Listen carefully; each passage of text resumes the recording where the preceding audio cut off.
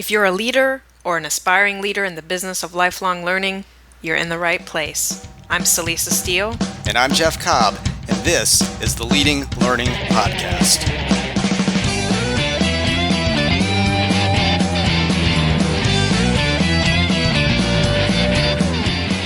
Hey there, we are back with another episode of the Leading Learning Podcast, and we've got another great interview lined up in this episode with Shari Rager of the American Medical Writers Association, part of our ongoing effort to talk to people at the top levels of trade and professional associations. But before we jump over to the interview, I wanted to be sure to say up front that if you're someone who is listening to this podcast, then chances are pretty high that you and or others on your staff would be very interested in the Learning Technology Design event that we are going to be offering this spring, specifically on May 18th and 19th in Arlington, Virginia. Learning Technology Design, or LTD for short, is a learning experience designed specifically for professionals in the business of continuing education and professional development. And our goal with the event is to help attendees find new and better ways to engage learners and create lasting impact through the effective use of technology. So if you want to be sure your organization is not getting left behind, and more importantly, if you want to connect with a peer community that can support you as you move forward, this is the event for you. You can find out more about Learning Technology Design at ltd.leadinglearning.com. Also wanted to take a moment just to thank Web Courseworks, makers of the Course Stage LMS, for being a sponsor of Leading Learning webinars. And as part of that package, that makes them a sponsor of this podcast episode. To find out more about upcoming Leading Learning webinars, just go to www.tagoras.com/webinars. And to find out more about Web Courseworks, go to www.webcourseworks.com. So that's enough about events and sponsors. Let's turn now to the substance of this particular podcast. And Celisa, I know you had the chance to catch up with Shari Rager, who's the Deputy Director at the American Medical Writers Association. So what ground did you cover? Well, we covered a lot of different ground. They have a lot going on with online education at AMWA, getting a lot of things kicked off, including a new learning management system, thinking about launching an online community platform, not just thinking about it. They're going to be doing that in next week, I believe. And so she's had her head very much in the rollout and the design and the development of online learning and thinking about how that fits with their other place-based offerings that they have been offering for a number of years. And one of the things that I think came out in the conversation is that, while Shari has, a couple decades experience in association management and association leadership, the online learning is a new component. And so she's been learning a lot about learning. Well, Shari is somebody who attended the Leading Learning Symposium in the fall. She's very active and engaged in our online community. So I know she's somebody who really is enthusiastic about this stuff, is very committed to it. So I'm looking forward to hearing what she has to say. With that, let's get on to the interview.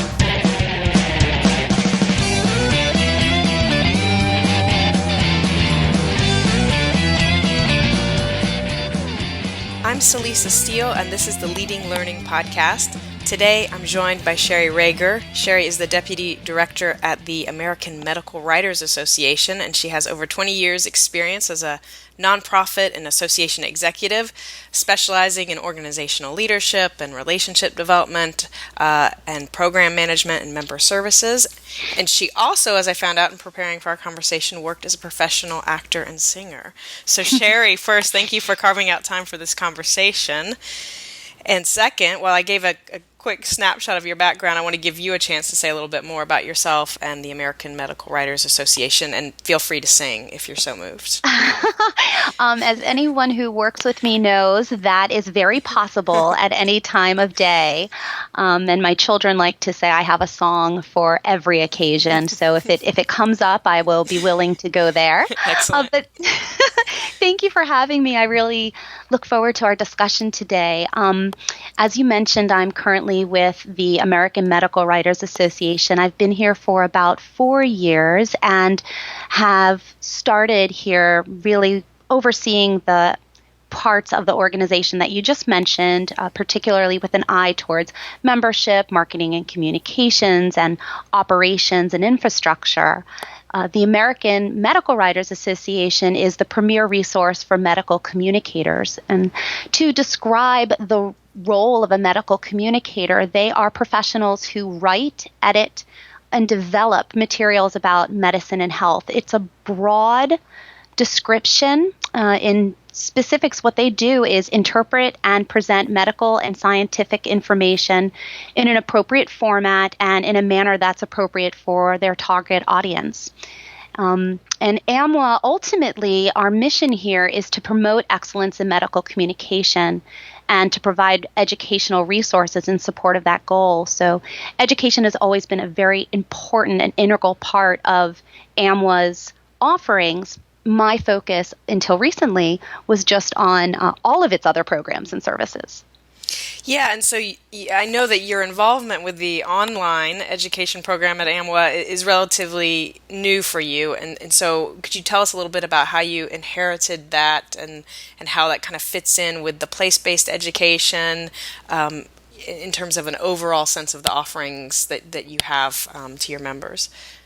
Absolutely. So the quickest answer to how I inherited this hat is that as deputy director, my role shifts to meet organizational needs and priorities. So the number one priority for the organization as identified for our current year is to build and expand an online learning program. So that came to me, and my role really started because of my past experience with selecting and implementing new systems, particularly, or perhaps I should say unfortunately, transitioning a number of association management systems. So I have a lot of experience in that area and was brought in kind of on the ground floor as we started thinking about building the infrastructure that would support the online learning program that we ultimately wanted to create.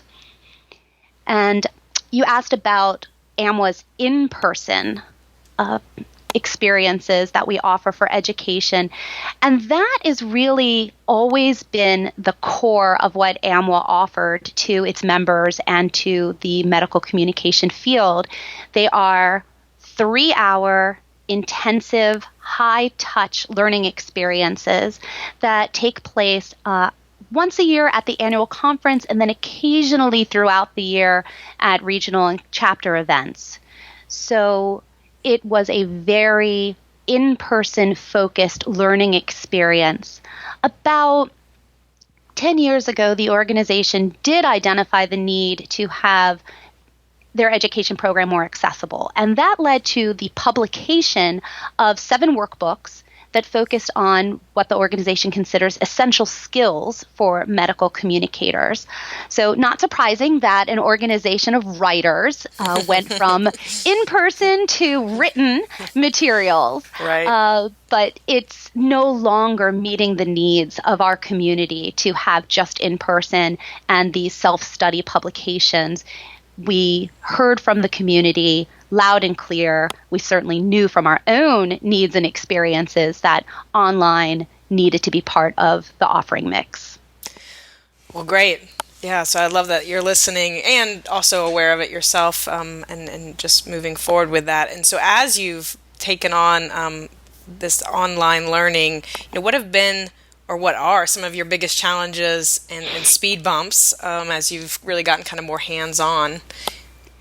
Absolutely. Well, to be very, very honest, I think the biggest challenge was simply the complete and total unknown that was ahead of us.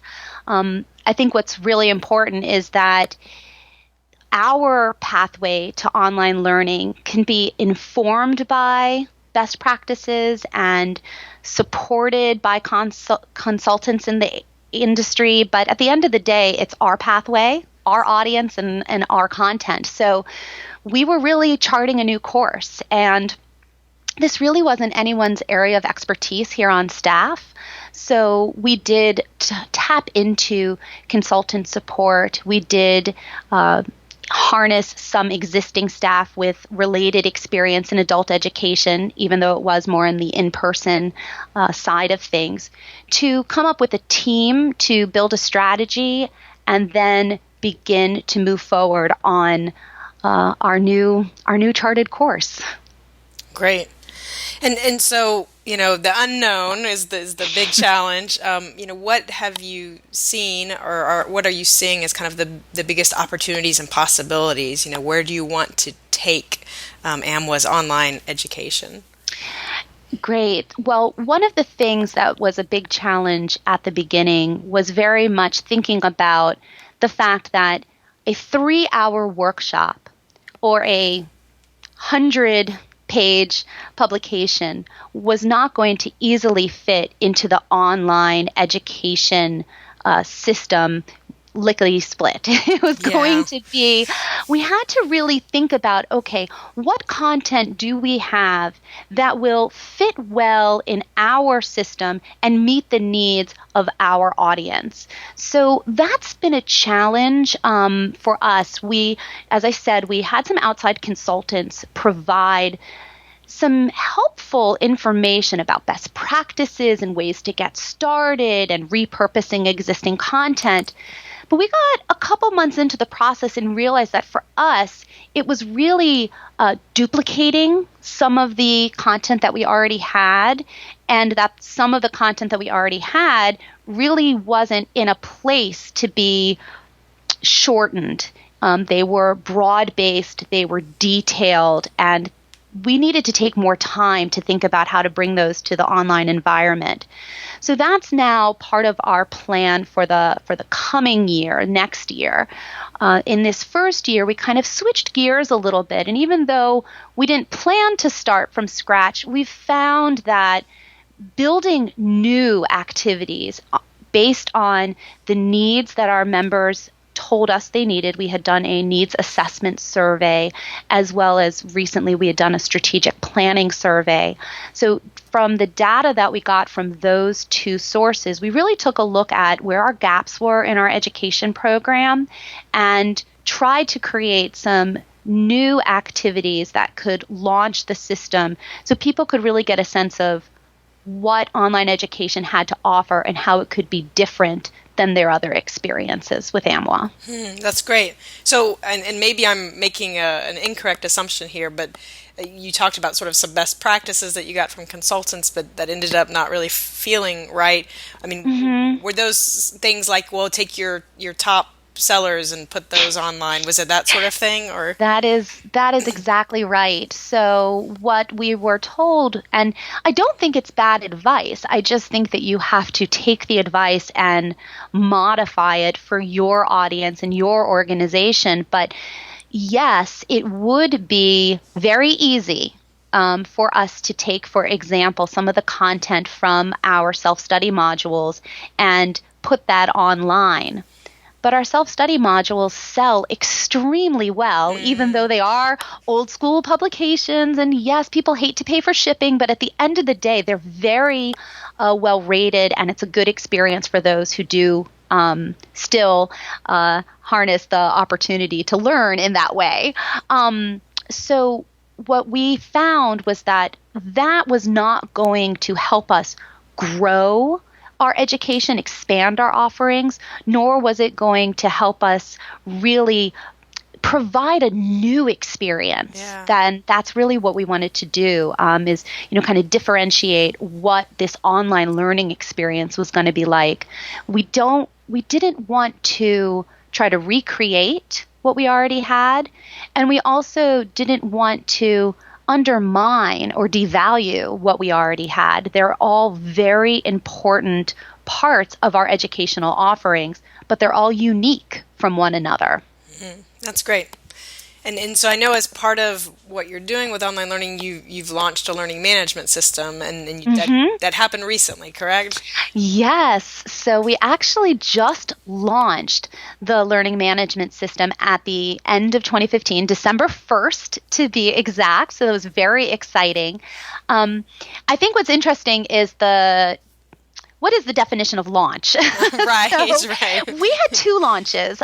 We had the launch of the system, And then we had the launch of AMWA Online Learning. So we actually launched the system, what our vendor would consider a launch of the system, over the summer, because we really had spent a lot of time and energy to make sure that the integrations were in place, that the functionality was there, that it could meet our immediate needs for some of the webinar recordings that we had put in there, as well as some of the resource documents that we were putting in there.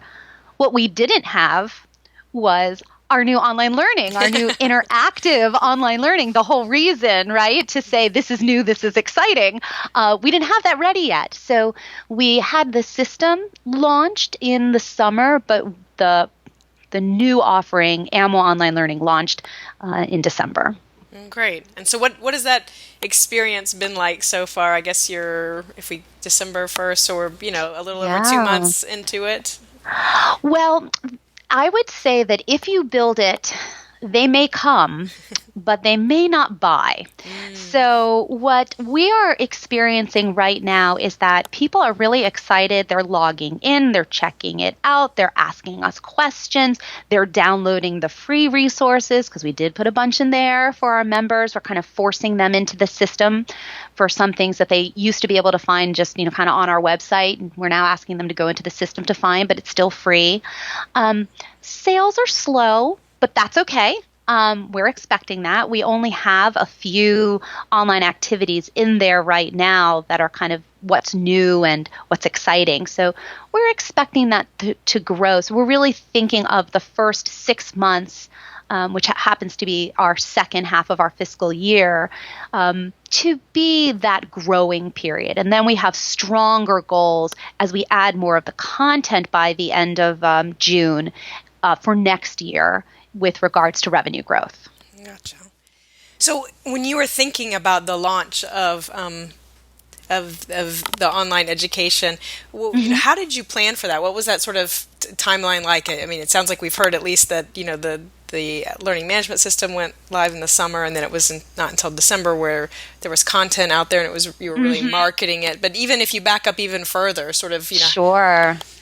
Oh my goodness. Now you're asking me to go back. I can't remember, but I do know that from all of my experiences with AMS transitions, LMS transitions, we take our time to get it right, because it's too important to have the right partner, not even necessarily the perfect system, but the right partner in ensuring that you're working together towards success, and that the vendor is interested in your success. So I would say from the start of our selection process to that implementation, it was a full year. Yeah.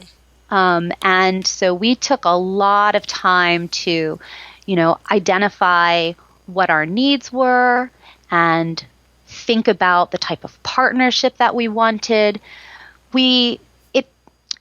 Looking back, it does seem like a long time, considering the fact that we didn't have any existing courses that needed to be imported into the system. We really were starting from scratch. And so we could build what we wanted. But I will be honest, we actually started hoping that our LMS would solve all the problems of our education program and the world and our online registration process and, you name it. We were ready for the LMS to be the fix. Right. And one of the ways that we were able to identify the right partner for us was the vendor sat down and said, let me have a frank conversation with you. This is what an LMS does. This is what it doesn't. I can make it do this. Right. But is that really what you want the LMS to do? And it really gave us an opportunity to sit down and say, okay, what do we really need? What do we need now so that we can launch a system? We can launch it relatively efficiently and have it meet our immediate needs. But what else can this system do? We wanted to make sure we had a system that ultimately was robust enough that as we grew and as we reached our full potential, the system could grow with us. Well, that's great. It took a long time to figure out who that right partner was. I know that the vendors that we worked with were very patient with us, and I would recommend them all, but ultimately we did make a selection, and we, as said, we're launched and up and running. Well, great. And so if you're looking back, as you just were, in terms of thinking about that process from the selection and then implementation and then launch, does anything jump to mind in terms of, gosh, if I had it to do again, I would do this differently, or I would definitely do this same thing that we did again because that was so helpful? I think that because of the experiences I've had with the AMSs, that the process that we went through with the LMS really was the right process for us. I still think that every step along the way, and I do references for a number of consultants that I've had the pleasure of working with over the years. And one of the things I always tell people when they call me for a reference is, remember that the consultant is only providing their knowledge and their expertise and their recommendations based on their experiences. At the end of the day, you are still responsible for taking that knowledge and taking those ideas and taking those recommendations and making the decision that's right for your organization. The consultant can't do that, or the vendor can't do that. So I would say my biggest recommendation, piece of advice, if someone could take away, is always remembering that it's your organization, your audience, your product, your goals that need to be met. So find a partner that can give you expertise, give you functionality, give you support that you don't have. But remember that at the end of the day, the buck stops with you, and you got to be ready to accept that. That's great. I think that sense of responsibility is so important. And as we know, it's very important in learning, right? The learner has to be willing to say, okay, I'm a part of this. And, she can't just sit there and click through the screen. She has to be engaged. And you're making that point in a different context, but it's still there. Right. And so I know one thing that you have mentioned being interested in is kind of shorter online learning programs, kind of in the maybe 10-minute range. And I understand that that's just it's kind of an inkling in your eye or something at this point. But tell us a little bit about kind of what you want to do with that and kind of how you're trying to move towards that. Absolutely. So as I mentioned, the programs that AMWA is best known for and is highly rated experiences are these 3-hour workshops and these, 100-page publications. So what we've been trying to do in building the new offerings that we have in AMWA Online Learning is we want to create things that are a little bit more should I just say shorter? They need to be, things that people can do on demand. And really, we'd prefer if they could start and finish within one seating comfortably. Now, for every learner, that's different. So it does need to be a system that can allow you to start and stop. But for our group, going from 3 hours to 20 minutes to, dare I say, 10 minutes really is a stretch. So the first sort of activities that we've created, even with our best intentions in mind to get them to 20-minute chunks, they're all about 45 minutes long. And we've done a lot of testing with our audience prior to launching them, and our content matter experts and our reviewers, they've all been comfortable with that amount of time for the content, for the purpose of the programs that we've created so far. But yes, I have a little twinkle in my eye for the future of something that would be, I'd first at least like to try to create something that's a little bit more around the 20-minute range, and focus in on a specific skill or a specific content area rather than what's been created so far, which we do have a tendency to be a little bit broad-based here at AMWA because we are an umbrella organization for the medical writing community. So we get individuals that work in so many different aspects of medical and scientific communication. So for our broad-based knowledge, it is very difficult to do an overview of what is regulatory writing or an overview of scientific publications in just 20 minutes. So the next thing that we're going to be working on with our education volunteer team is really identifying what are some, topics that we think can be taught in shorter amounts and really hone in on specific skills that people can come, get on to the system, check it out, and they're in and they're out and they've learned something. And that's my goal. All right. Well, great. Well, we'll look forward to hearing how that goes. And yes, let's do this again in a year. That's right. Yeah. And so I think another area where you're maybe starting to explore more is around the integration of learning in the online community. I think you have an online community platform that you're going to be launching soon. And so to what extent have you thought about how that online community platform fits with your online education and offline education for that matter? Yeah. Where does that stand? Well, so AMWA had a very, very robust listserv, and so we are anticipating that this online community is going to be very successful, even though it's a different way of interacting with community. But we are really excited about the online community, and it's launching next week, so we can definitely talk. Hopefully in a year I'll be telling you how phenomenal and successful it is. Excellent. We are starting very much just with it being more focused on the informal learning, individuals talking to one another, sharing information with one another. But we would like to consider what could be done through the community functionality to create, whether it is still more informal and just around areas of practice, or creating discussions around a specific educational activity. Those are some of the things that we're beginning to consider. But for this first year, it's really about, and AMWA members have been amazing at doing this up until now, sharing their knowledge with one another. They're incredibly giving and generous when it comes to their knowledge and their expertise. So we are expecting the system to really support that informal learning that the community can give one another. And we may sit back and watch and see what happens and then figure out, okay, this is what they're talking about naturally. These are the tools and resources they're sharing with themselves. Now, where are the gaps? Where can we step in and say, we can provide support or oversight, or what are the questions that they're asking over and over again so we can create a resource for it?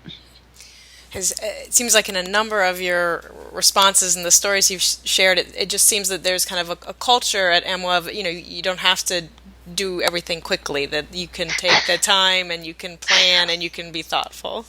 I will say that we have been lucky in that regard, that this organization, the members they are not necessarily on the cusp of technology. I say that without, reservation. They self-admitted. With that said, they still are looking to their professional association to help them understand what's available. For example, medical writers are used to writing long, complicated communications. Social media, 140 characters, not necessarily the medium for medical writers. So that, if, for example, is an area where we've been able to provide some resources and some support. Nothing really educational yet is planned for the AMWA online learning, but we've done a few webinars and we've provided some resources in that area. So we do try to provide support for them, but they're not looking to us to be cutting edge. Yeah. Yeah. Well, no, and I meant it too. I actually meant it as a really nice thing, that I think that sometimes there can be that sense of, urgency can be good in that it can make things happen and get them done, but I think urgency can also be dangerous in that things can then get done in sort of a slipshod sort of manner. Exactly. And so really what I need to give appreciation to is our volunteer leadership. They are incredibly supportive of the staff process and for the need to be thoughtful and to be strategic and to plan out what we're doing so that we do ultimately create a product that is high quality and that lives up to the expectations and the value proposition that the previous offerings have. So even though the world is moving at a much faster pace, they do not want us to compromise quality. And so they give us some space to make that happen. And so we're very grateful to have a good partnership with them. Well, that is great.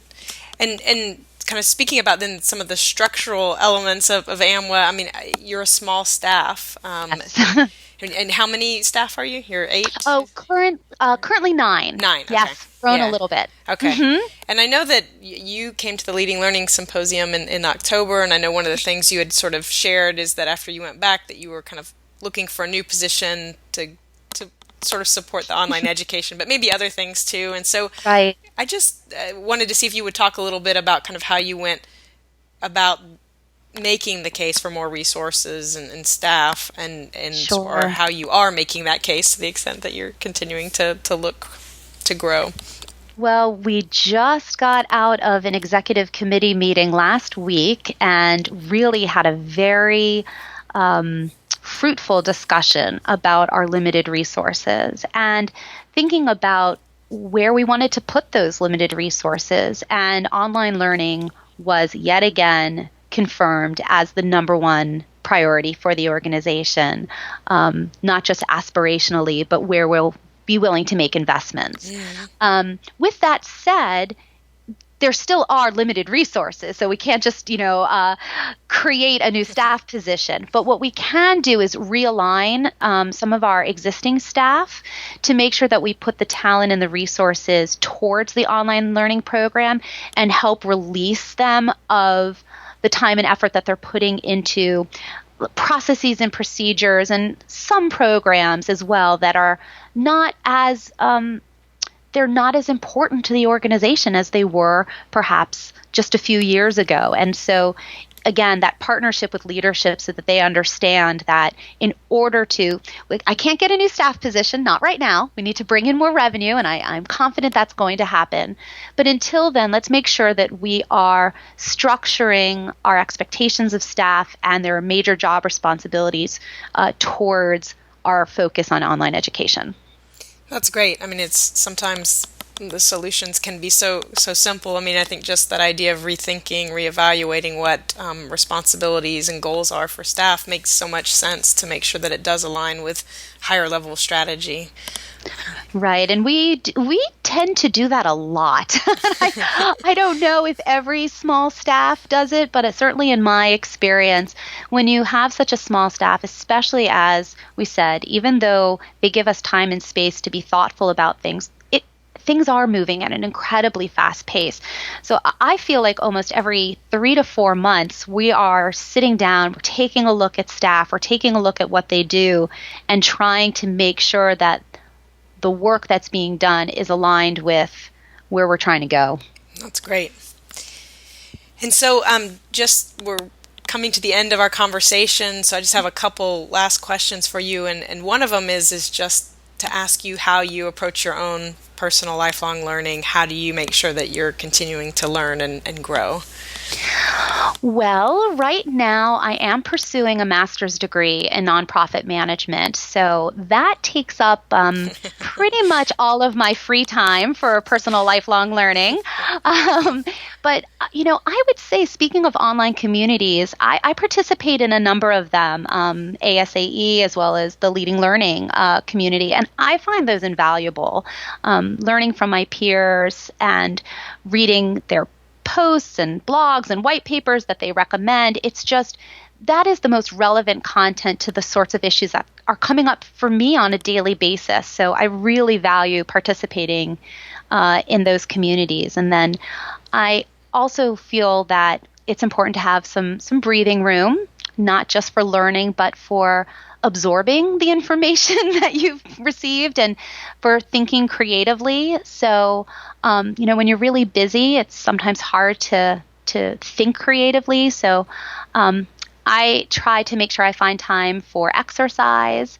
I would say some of my greatest ideas come to me, on the elliptical machine or in the middle Yes. of yoga class. It's like, oh, got to write that down. And also, as you mentioned, in my distant past, I was a singer, and I do try to find opportunities to explore the creative side, and bring that into my learning process and my daily work. I actually was very excited to be asked to do a voiceover for one of the online learning Oh, activities that we excellent. created. So that was just fabulous to, kind of bring those two worlds together. Excellent. Well, so to wrap up, what are ways that people can find you and connect with you if they'd like to hear more about you? Sure, I'd welcome people to email me. That's really the best way. I tell my entire staff if it's not in an email, it's not going to happen. So email me. It's srager@amwa.org. That's SRAGER at AMWA.org. Feel free to connect with me on LinkedIn as well. When it comes to social media, though, I'm pretty much focusing on AMWA's efforts, and that's at AMMedWriters, in case you're interested in the world of medical communication. Great. Well, thank you so much, Shari, for talking today. It's been a pleasure. Thank you. So that wraps up our interview with Shari Rager.